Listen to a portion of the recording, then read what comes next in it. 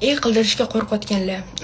Men 16 yoshligimda blogerlik boshlagan bo'lsam, shu 16 yoshimdan beri 1 yil davomida kuniga 100 minglab odam meni burnimni ustidan prosta urotga chiqarib kulib tashishardi.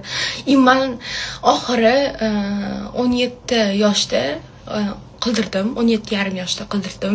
Oxiri duх topdim, chunki уже oynaga qarasam yig'laverardim, kechasi bilan uxlamay chiqardim. Mana shu burnimni qildirishim kerak deb. Endi men kichkina qizman-da hali.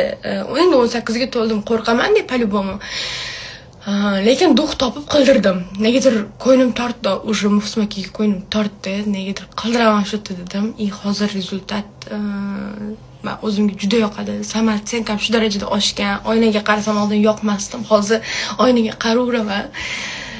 Glавныйsi qo'rqmanglar. Odamlar gapiraveradi. Men hozir qildirganimdan keyin ham bekor qildiribsiz deb gapiradiganlar ham bor. Так что qo'rqmanglar.